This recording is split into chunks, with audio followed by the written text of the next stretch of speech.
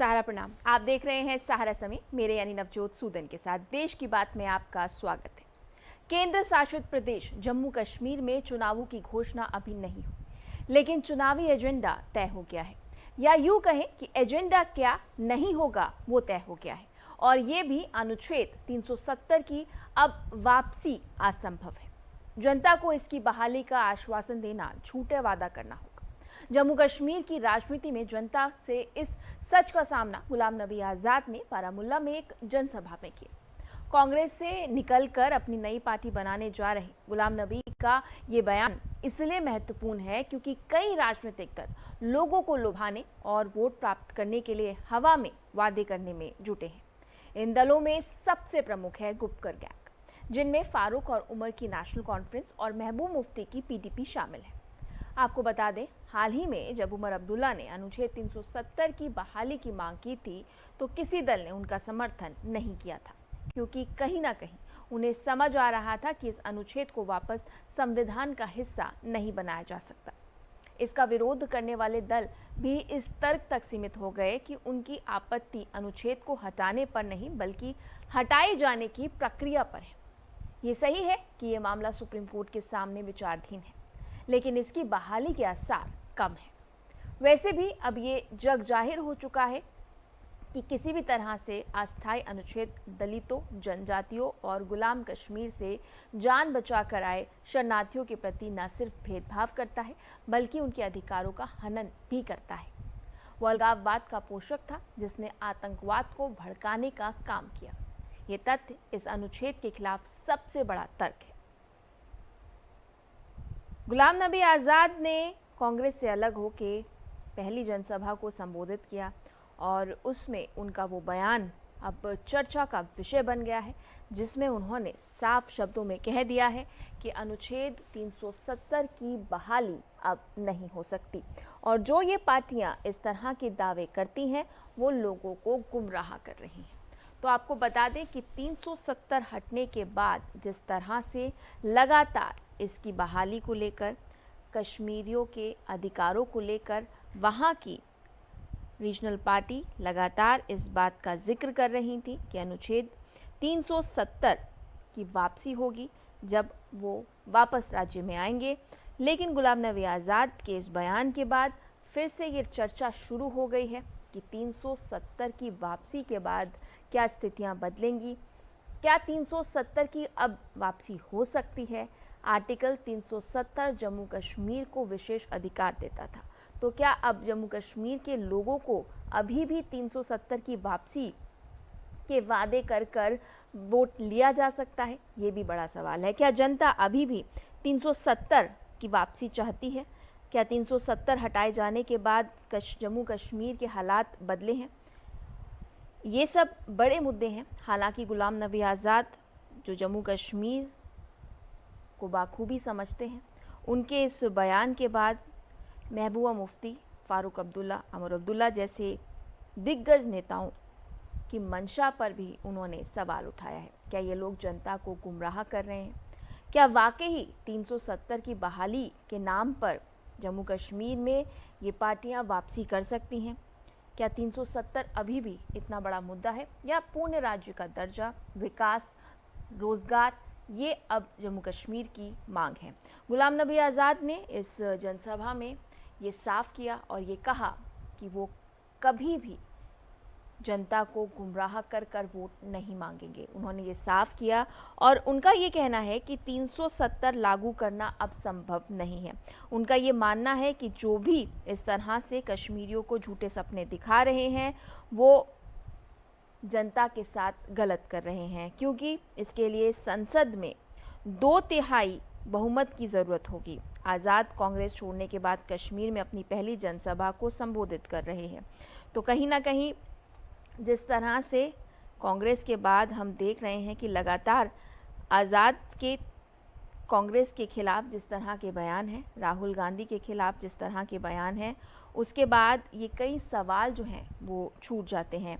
तो आपको बता दें कि जिस तरह से महबूबा मुफ्ती की बात की जाए, 370 को लेकर वो लगातार केंद्र सरकार को घेरने की कोशिश कर रही है, उस बीच अगर हम देखें फारूक अब्दुल्ला, कांग्रेस, सभी लोग 370 का जिक्र कर रहे हैं, लेकिन बाकी पार्टी 370 के हटाए जाने का विरोध नहीं कर रही।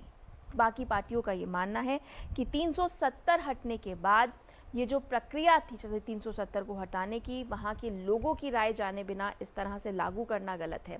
लेकिन 370 को हटाना गलत सभी पार्टियां नहीं मानती हैं और यही बड़ा कारण है कि गुलाम नबी आज़ाद ने ये कहा कि अब 370 को बहाल करना मुश्किल होगा, क्योंकि संसद में 2/3 बहुमत की ज़रूरत होगी। और कांग्रेस पर फिर निशाना साधते उन्होंने ये कहा कि जिस पार्टी को वो छोड़कर आए हैं वो 2/3 के जादुई आंकड़े को तो छूना बहुत दूर की बात है, वो तो 50 सीटों तक भी सिमट जाती है।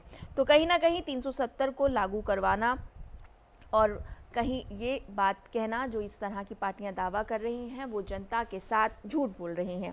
तो आपको बता दें कि आज़ाद ने ये कहा कि मैं या कांग्रेस पार्टी या फिर अन्य 3 क्षेत्रीय दल आपको आर्टिकल 370 वापस नहीं दिला सकती, ना तो टीएमसी चीफ ममता बनर्जी, ना ही डीएमके और ना ही शरद पवार। कोई आर्टिकल 370 फिर से लागू नहीं करवा सकता और जम्मू कश्मीर को विशेष राज्य का दर्जा नहीं दिलवा सकता। उन्होंने कहा ऐसी बात को लेकर हम नारेबाजी करने की ज़रूरत नहीं है, हमें ये साफ करना होगा कि जनता को अब और गुमराह नहीं किया जा सकता। आज़ाद ने कहा कि कुछ लोग कहते हैं कि मैं आर्टिकल 370 की बात क्यों नहीं करता। मैं उनको बताना चाहता हूं कि चुनावी फायदे के लिए आज़ाद किसी को मूर्ख नहीं बना सकता। उन्होंने ये साफ कर दिया कि वो कुछ ही दिनों में अपनी नई पार्टी को लेकर आएंगे और पार्टी का क्या कुछ एजेंडा होगा ये भी इस जनसभा में उनके भाषण से साफ हो गया। आपको बता दें गुलाम नबी आज़ाद ने बारामुल्ला के डाक बंगला में आयोजित एक रैली को संबोधित किया था। नई पार्टी के बारे में बात करते हुए उन्होंने कहा वो कि आज़ाद विचारधारा की होगी। उन्होंने कहा कि उनकी पार्टी का एजेंडा जम्मू कश्मीर को पूर्ण राज्य का दर्जा दिलाना, रोजगार का अधिकार और भूमि का अधिकार दिलाना होगा। तो क्या कुछ एजेंडा होगा ये गुलाम नबी आज़ाद ने साफ कर दिया और कहीं ना कहीं 370 को लेकर जब उनका बयान आया तो 370 फिर से एक बार चर्चा में आ गया। क्या लोगों को गुमराह करना के नियत के साथ ही फारूक अब्दुल्ला की बात की जाए या महबूब मुफ्ती की बात की जाए या कांग्रेस की बात की जाए तो सिर्फ गुमराह करने का एक तरीका है या वाकई ही, और क्या 370 के नाम पर जनता अभी भी इन क्षेत्रीय पार्टियों को वोट देगी? ये कई सवाल हैं जो गुलाम नबी आज़ाद के इस संबोधन के बाद उठ खड़े हुए हैं। तो आपको बता दें कि घाटी में जिस तरह से 370 हटाया गया उसके बाद क्या कुछ बदलाव हुआ, केंद्र सरकार हालांकि रिपोर्ट कार्ड लेकर सामने आती है, लेकिन क्या अभी भी सिर्फ 370 हटाने से घाटी में वो सब जो लोग उम्मीद कर रहे थे, बेरोजगारी, जिस तरह से आतंक का साया, क्या वो सब समस्याओं का समाधान निकल चुका है? गुपकर गैंग जो ये बात कर कर लोगों को लगातार कह रही है, उनको ये उम्मीद है कि 370 बहाल करने के नाम पर उनको वोट मिलेंगे। क्या जनता अभी भी चाहती है कि 370 घाटी में दोबारा है? पूर्ण राज्य का दर्जा क्या घाटी को लेकर जिस तरह से लगातार ये मांग उठ रही है और केंद्र सरकार भी इस तरह की बात कर रही है कि जब सब कुछ सामान्य हो जाएगा तो पूर्ण राज्य का दर्जा मिल जाएगा, क्या अभी इन सब चीज़ों को लेकर एक एजेंडा जो है वो तैयार किया जा रहा है जम्मू कश्मीर में?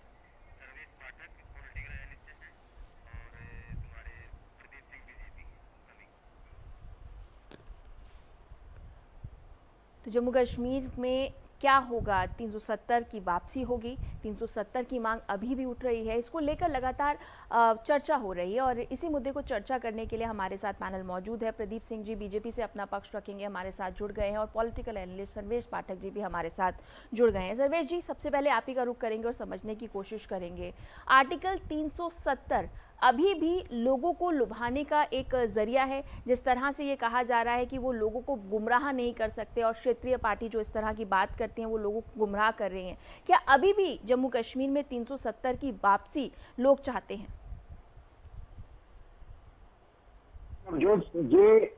जो गुलाम नबी आजाद जी ने कहा है वो सच्चाई बयां कर दी है। बाकी की जितनी भी पॉलिटिकल पार्टी हो या एनसीपी या फारूक अब्दुल्ला हो, महबूबा मुफ्ती हो, कांग्रेस हो, वो झूठे दिलासा जम्मू कश्मीर के जनता को दे रहे हैं, खासकर कश्मीर की जनता को। देखिए, श्यामा प्रसाद मुखर्जी ने उसी समय विद्रोह किया था कि एक देश में 2 विधान 2 प्रधान 2 निशान नहीं रहेंगे और 5 अगस्त 2019 को इसका खात्मा कर दिया गया। क्योंकि आप हम सभी जानते थे कि ये जो था गैर कानूनी था कि भारत वर्ष में ही भारत वर्ष का एक अभिन्न अंग में डिफरेंट निशान थे, उनके झंडे डिफरेंट थे, 6 साल का कार्यकाल था और कैसे कैसे भारत के कानून वहां पे लागू नहीं होते थे, सुप्रीम कोर्ट का कोई जजमेंट वहां नहीं होता था। तो गुलाम नबी आजाद जी ने जो भी बातें कही है वो कश्मीर की जनता को सच्चाई से रूबरू कराया है और उन्होंने सचमुच कहा है। देखिए, अगर ये चीज लाने के लिए फिर से 2/3 बहुमत और कहीं भी नहीं दिखती कि जितनी भी विपक्षी पार्टी है एड़ी चोटी का जोर लगा ले, वो कहीं से भी संसद में 2/3 बहुमत नहीं लेके आ सकते हैं। और ये जो होगा ये भारतवर्ष के हर एक जनता, इवन जो जम्मू कश्मीर है जनता, जिनको पहले वहां की नागरिकता से, वहां के मूलभूत सुविधाओं से जो वंचित किया गया था, उनके साथ दगा करेंगे ये बाकी की जो पॉलिटिकल पार्टी जो कह रहे हैं नहीं हम जब सत्ता में आएंगे तो 370 35 को वापस लाएंगे। ये कहते हैं ना एक झूठा सपना, एक झूठा मतलब उनको ये देते हैं। सर्वेश जी मेरा सवाल यही था, सर्वेश जी मेरा सवाल यही था कि क्या अभी भी लोग चाहते हैं कि 370 वापस हो? क्या वो जो वादों के साथ 370 हटाया गया था, जो सपने दिखाए गए थे वो पूरे नहीं हुए? इसका जवाब मैं आपसे एक बार फिर लूंगी। इस बीच बीजेपी का रुख कर लेती हूँ। प्रदीप जी, जिस तरह से 370 को लेकर अब चर्चा फिर से हो गई है, क्या कुछ बदला है? क्या 370 जिस उम्मीद के साथ, जिस विश्वास के साथ हटाया गया था, वो अभी वो जो वादे थे वो पूरे नहीं किए गए, इसलिए अभी भी लुभाया जा रहा है 370 के नाम पर क्षेत्रीय दलों द्वारा? क्या आपने जो वादे किए थे वो पूरे नहीं हो पाए इन 3 सालों में? नवजोत जी नमस्ते, धन्यवाद अवसर देने के लिए। नवजोत जी, मैं बताना चाहूंगा कि सबसे पहले अभी 3 वर्ष हुए हैं और ये जो क्षेत्रीय पार्टियां हैं वहां पे 370 हटने के बाद बहुत सारे चेंजेस आए और उन्हें एक चीज आए, एक जो महत्वपूर्ण बदलाव आए, जो ये लोग मोटा माल अपने लिए एज अ प्रीमियम रख लेते थे केंद्र से जाने वाले धन को, अब इन्वेस्टमेंट आने शुरू हुए हैं, वहां पे होटल्स बन रहे हैं, रोजगार के लिए प्रयास कर रही है सरकार। और आप देखेंगे कि टारगेटेड किलिंग बीते 3-6 महीनों में पड़ गई थी, जो कि पहले जो है आर्मी वालों पे हमला करते थे, अब वो नाम पूछ करके वहां पे मार रहे हैं। तो ये हालत वैसी ही है जैसे कि लौ बुझने से पहले ज्यादा फड़फड़ाती है। अगर मूल मुद्दे की बात की जाए तो देखिए, क्षेत्रीय राजनीतिक पार्टियां अपने फायदे के लिए कुछ न कुछ लोक लुभावन वादे करती रहती हैं, लेकिन अगर वहां के युवा को जो कि बाहर निकलना चाहता है, जो कि अपने भविष्य को देख रहा है। प्रदीप जी, मेरा सवाल यही है, आपसे भी यही सवाल था, सर्वेश जी से भी यही सवाल था कि ये अभी भी लुभावना वादा क्यों लग रहा है कि 370 बहाल हो जाएगा? क्या युवा जो वहां पर जो युवा है उनको आप अभी भी ये नहीं समझा पा रहे हैं कि 370 हटने के बाद अपॉर्चुनिटीज जो है वो उनके लिए बढ़ जाएंगी? जो क्षेत्रीय पार्टियां होती हैं, खास करके कश्मीर की अगर बात की जाए तो उनका जो विजन है वो केवल सेल्फ सेंटर्ड होता है, जनता से उनका कोई लेना देना नहीं होता है। अभी देखिए, कांग्रेस एक ऐसी पार्टी थी जिसके हर क्षेत्र में थे, गुलाम नबी जी वहां से निकले, उनको परेशानी हुई, उनका जो स्टेटमेंट आया है वो मुझे लगता है कि वो सच्ची हालातों मतलब जो सच्चाई है उसको देख करके उन्होंने अपना स्टेटमेंट दिया है कि भैया जो था वो खत्म हो गया, अब आगे बढ़िए, आगे फ्यूचरिस्टिक होकर के वादे लीजिए और फ्यूचरिस्टिक होकर के वोट दीजिए और फ्यूचरिस्टिक होकर के काम करिए। तो उनके इस बयान का स्वागत किया जाना चाहिए। जनता में क्षेत्र के प्रतिनिधि बात बनाते हैं, परसेप्शन बैठाते हैं और आगे फ्यूचरिस्टिक अप्रोच लेके चलते हैं। तो इस बात का स्वागत है कि गुलाम नबी जी ने जो बात कही है कि यह अब संभव नहीं है, ये निश्चित तौर पर यह संभव नहीं है। इस देश का कोई भी व्यक्ति 2 झंडे कभी स्वीकार नहीं करेगा, 2 संविधान कभी स्वीकार नहीं करेगा, खास करके तब जब वो ऐसे लगाने वाले लोग केवल अपना सेल्फ सेंटर्ड थे। अब जो 5 परिवार उनको देख लीजिए, पता लग जाएगा इनकी क्या स्थिति है। तो ये जो है अब तक जो बरगलाने का काम करते थे वो खत्म हो चुका है और 3 साल निश्चित तौर पर हुए हैं, लेकिन 55-75 मतलब 70 सालों तक की जो स्थिति बना के रहेगी केवल उन लोगों के लिए सोने का अंडा देने वाली। लेकिन 3 साल में भी क्या कुछ हुआ, ये बड़ा सवाल होगा। क्या 3 साल में जो वादे किए गए, 370 हटाने के बाद जो सपने दिखाए गए वो पूरे हुए नहीं? प्रदीप जी, मैं इसमें आपका रुख करूंगी एक बार, लेकिन इस बीच सर्वेश जी का एक बार फिर से रुख करना चाहूंगी और उनको समझना चाहूंगी। सर्वेश जी, कहीं ना कहीं पॉलिटिकल पार्टी की शुरुआत शुरुआत करने वाले हैं, कुछ ही दिनों में अपनी पार्टी को लेकर वो अनाउंसमेंट भी करेंगे, तो एक एजेंडे के तौर पर खुद को दूसरों से अलग दिखाने के लिए इस तरह का बयान किया जा रहा है। क्या इसको हम ये समझ सकते हैं कि क्योंकि आपको पता है कि बाकी पार्टियां इसी मुद्दे को लेकर उठा रही हैं, तो आपको स्ट्रीम से हटकर कुछ बयान देना होगा, तो क्या एक पब्लिसिटी स्टंट के तौर पर भी इसको देखा जा सकता है? जी नवजोत जी, आपने सही कहा कि जो भी पॉलिटिकल वहाँ की क्षेत्रीय पार्टी है, इसमें नेशनल कॉन्फ्रेंस हो गया, महबूबा मुफ्ती की पार्टी हो गई और फिर कांग्रेस, ये देखिए ये सत्ता में बने रहने के लिए इसमें कोई दो राय नहीं है कि वहाँ का युवा भी डेवलपमेंट चाहता है। बहुत सारे लोगों को अभी जो भी डेवलपमेंट हुए हैं, ये 5 अगस्त 2019 के बाद से लेके आज तक, वो उससे खुश नजर आ रहे हैं। लेकिन एक वर्ग रहता है हर जगह जो इन पॉलिटिकल पार्टियों के प्रभाव क्षेत्र में रहता है, और जो पुरानी व्यवस्था बनी थी जिसमें ये लोग मलाई चाट रहे थे, जो केंद्र से पैसा जाता था वहां की जनता की भलाई के लिए, वो ना करवा के ये अपनी तिजोरी भर रहे थे। तो जब इनकी तिजोरी खाली हो रही है तो इनको छटपटाहट तो होगी। और ऐसा नहीं है कि इनका जनाधार खत्म हो चुका है, इनका एक वोट बैंक है, उसी को लुभावने देने के लिए कि नहीं हम जब भी आएंगे हम ये लेके आएंगे। लेकिन देखिए जो युवा वर्ग है, नया युवा, आप बताइए कि फारूक अब्दुल्ला ने क्या अपने बच्चे को वहां पे किसी स्कूल कॉलेज में पढ़ाया? या जितने भी बड़े बड़े राजनेता हैं उनकी पार्टी के, या महबूबा मुफ्ती, सबने अपने बच्चों को बाहर भेज दिया। लेकिन जो कश्मीर के जो युवा हैं, जो वहाँ के लोकल नागरिक है, उसको मिलिटेंसी का सामना करना पड़ता था, न उनको शिक्षा मिलती थी, न स्वास्थ्य की सुविधा है। तो इस सबों से वो भी निकलना चाहते हैं। और वहाँ के खास के मैं कश्मीर की जनता की बात करना चाहता हूँ। जम्मू में चीज सही है, तो जो पॉलिटिकल पार्टीज है वो बार बार ऐसे प्रयास करेंगे लोगों को भ्रमित करने के लिए। अब अभी आप देख लीजिए कि वहां पे एक तिरंगा फहराना दुर्लभ था, लेकिन अभी देखिए हमारे तिरंगा का जो 3 दिन का हमारा फेस्टिवल हुआ, या जो 15 पूरे कश्मीर, जम्मू कश्मीर को तिरंगे से पाट दिया गया। क्या था? यही महबूबा मुफ्ती ने बोला था कि अगर आर्टिकल 370 और 35A हटेगा तो तिरंगा उठाने वाला नहीं होगा। लेकिन वहां देखिए हर घर तिरंगा, हर स्कूल में तिरंगा, डल लेक में तिरंगा, लाल चौक पे तिरंगा, पूरा तिरंगा मैग हमारा कश्मीर, जम्मू कश्मीर हो गया।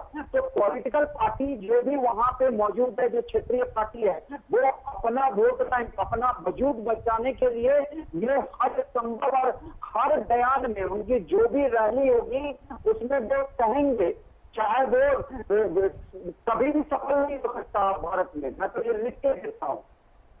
वो संभव नहीं होगा, लेकिन कई ऐसे मुद्दे हैं जिसको लेकर सरकार ने भी हालांकि वादे किए लेकिन वो पूरे नहीं हुए। प्रदीप जी, एक बार आपसे समझना चाहेंगे, लगातार वही सवाल मैं पूछ रही हूँ कि जम्मू कश्मीर के बात हर भाषण में होती है, लेकिन ज़मीनी हकीकत जो है वो जम्मू कश्मीर की अभी भी वो की वही है। और जिस तरह से आपने खुद भी इस बात को कहा कि टारगेट किलिंग हो रही है, लगातार हम देख रहे हैं कि लगातार जो है पाकिस्तान जो है वो सीज फायर का उल्लंघन करता नजर आ रहा है, लगातार हम अपने जवानों को खो रहे हैं। तो 370 हटे या ना हटे, लेकिन स्थिति अगर वही बनी रह जाती है तो आपकी सरकार आने का क्या फायदा? मनोज जी, आपको मैं थोड़ा सा इतिहास में पीछे ले जाना चाहूंगा जी। 2006 में जो बच्चे आते थे सड़कों पे, 2004 और 2006 के बीच में जो कश्मीरी युवा आते थे, वो कहते थे कि रोजगार की मांग करते थे केंद्र से, या कुछ भी उनका जो ज्ञापन होता था उस पर मैसेज आता था कि हमें रोजगार चाहिए, हमें रोजगार चाहिए जी। फिर उसी 6-7 के परिवर्तन के बाद और 14 तक जो स्थिति रही उसमें वो पत्थरबाजी करने लगे, और पत्थरबाजी करने के बाद वो कुछ और मांग करने लगे। तो बीते सरकारों की, देखिए मैंने एक बात आपको बतानी चाहिए थी नवजोत जी, कि देखिए 3 साल हुए हैं, वहाँ इन्वेस्टमेंट आए हैं, नए होटल्स बन रहे हैं, चीजों को सरकार बड़ी संजीदगी से वहां पे कर रही है, और सुरक्षा की एक भावना है, जो सुरक्षा का एक टारगेट लेके चला जा रहा है। देखिए 70 साल की तुलना 3 साल से करना थोड़ा सा होगा। माइंड सेट चेंज करने में, लोगों को जब रोजगार मिलता है, किसी एक परिवार में रोजगार मिलता है तो उनकी मनस्थिति चेंज होती है। जो बच्चे थोड़े से रह गए हैं इस देश के, जो कि अभी उन आतंकवादियों के इन्फ्लुएंस में है, और केवल 5 जिले ऐसे हैं जहां पे इनका प्रभाव है। कश्मीर, जम्मू कश्मीर बहुत बड़ा राज्य है, सरकार अपने टाइमलाइन के हिसाब से काम को दे रही है अंजाम।